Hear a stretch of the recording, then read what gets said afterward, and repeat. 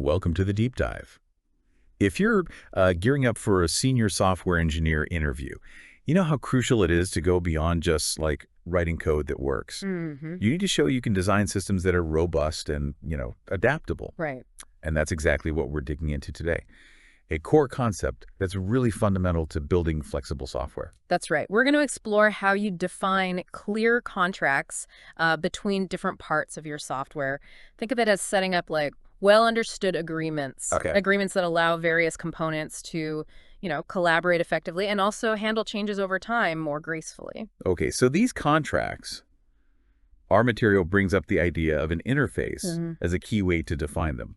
For someone like, well, me or you, preparing for that senior level tech interview, what exactly is an interface in this context? And why should we really understand it deeply? Well, at its heart, an interface acts as a blueprint, a specification, really.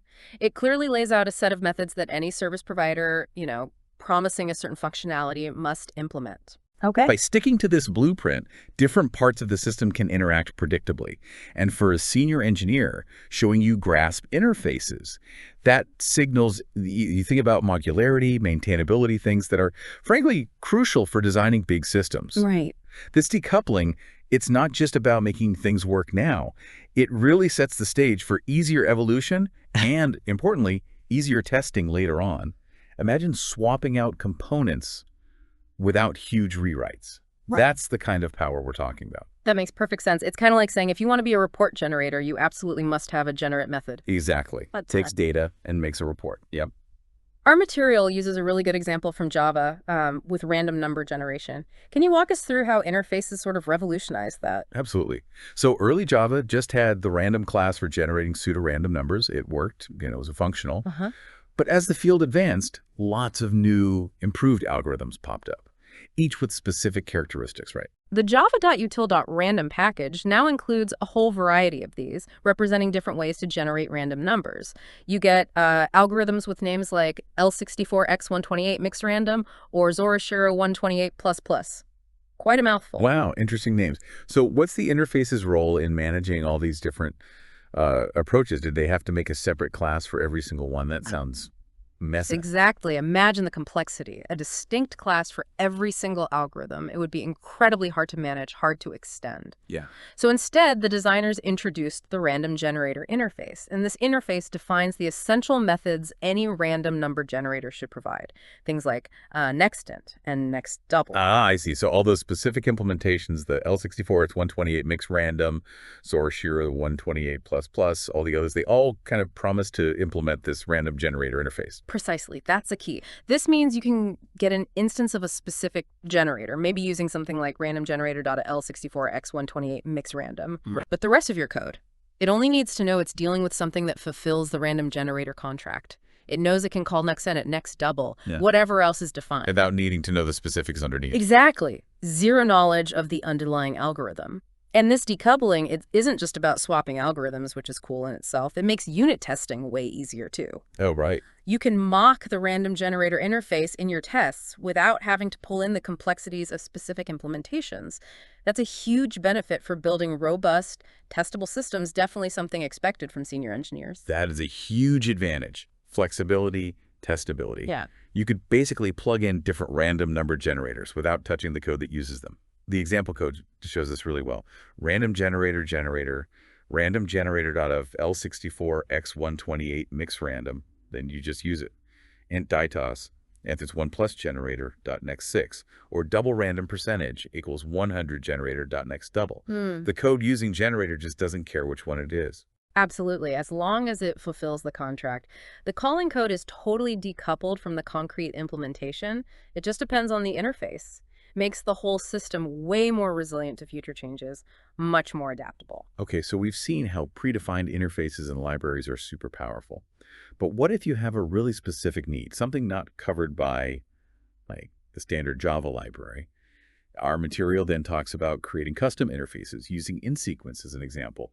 What problem does that kind of interface help solve? Yeah, the InSequence example tackles a really common situation. You've got various sources of integer sequences and you want to handle them consistently. Think about it, integers might come from user input, or maybe they're generated randomly or pulled from an array, or even like extracted as digits from a number. Right. Lots of different sources. Fundamentally, they're all sequences of integers, but how they produce those integers is totally different underneath. So as someone aiming for a senior role, understanding how to create these kinds of flexible abstractions is really important. It shows you're thinking beyond just, does it work? And towards designing systems built to last and evolve. Exactly. Without an interface, you might end up writing separate logic for each source. Maybe very similar logic, too.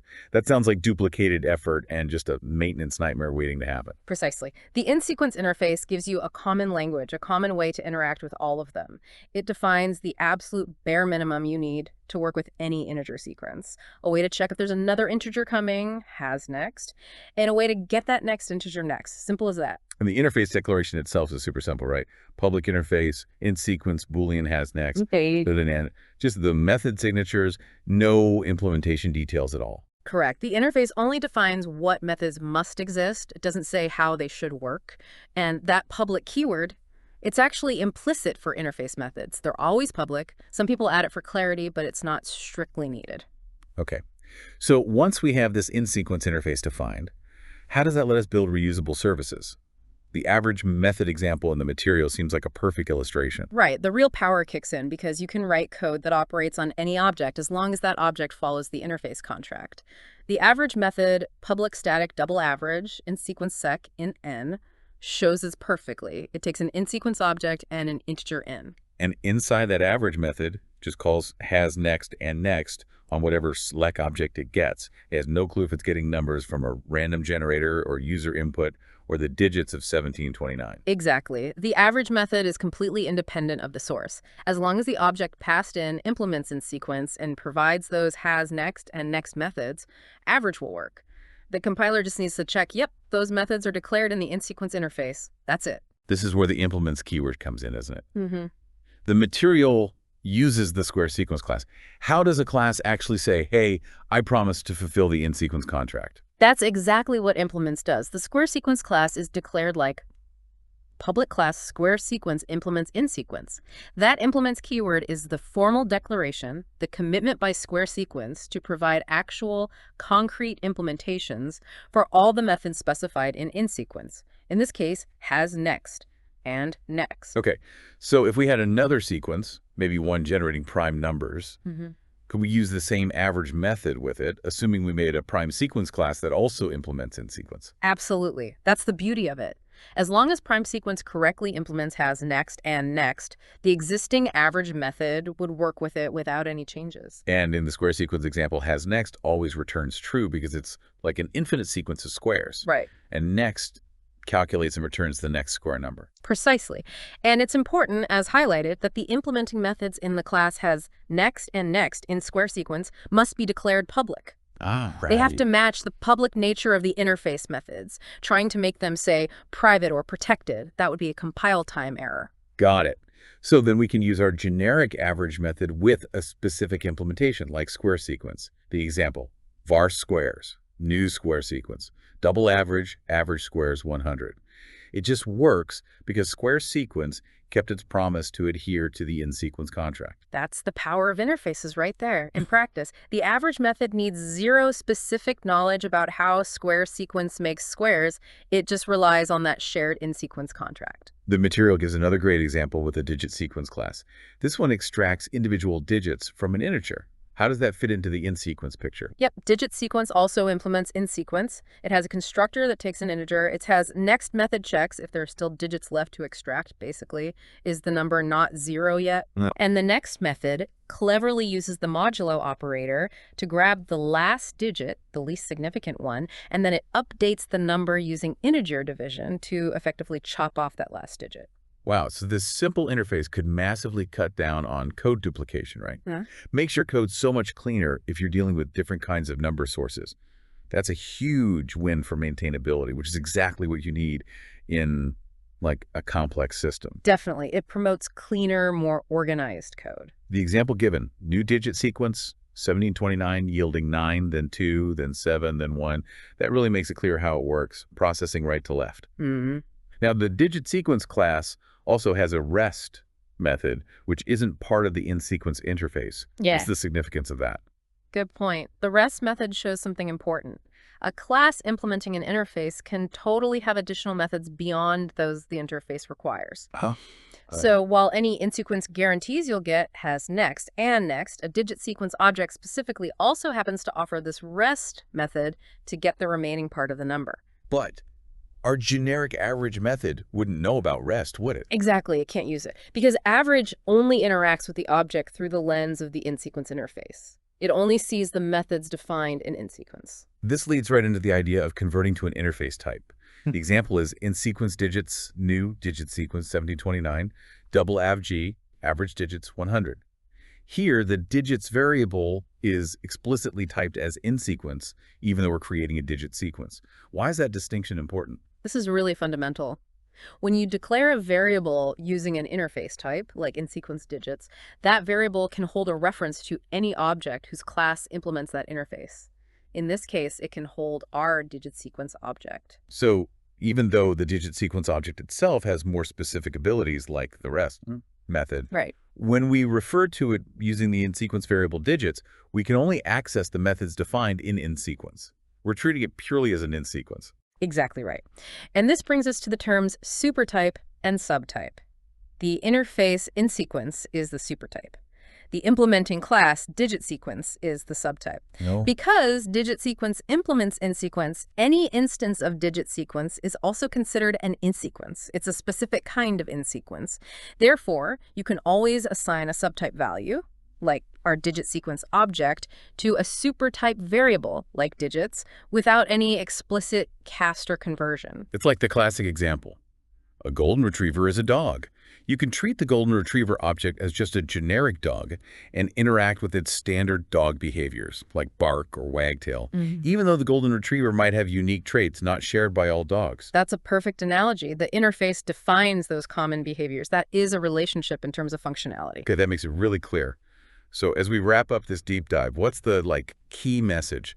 The things someone like me prepping for senior interviews should really take away. The most critical takeaway, I think, is that interfaces are incredibly powerful tools for defining contracts in your software. They are absolutely essential for achieving flexibility and loose coupling. Right. Because they separate what something can do, the interface definition, from the specifics of how it does it, the implementing class. And that separation is what lets you build systems that are more modular, more maintainable, more adaptable. These are qualities highly valued when assessing senior candidates. Right. It's about showing you can design systems where you can easily swap out parts or add new functionality without breaking everything else, because those parts all speak the same language defined by the interface. Exactly. It shows you can think strategically about the architecture, not just, isolated bits of code. Precisely. Understanding interfaces, being able to talk about their benefits and how you'd use them, that demonstrates a solid grasp of object-oriented design principles. It's a real differentiator at the senior level. So a final thought for everyone listening. As you reflect on your own projects, past or present, or even just think about design problems, where could you have used interfaces? Where could you use them now to make components more interchangeable? What advantages would that bring? Think about adaptability, testability, maintainability.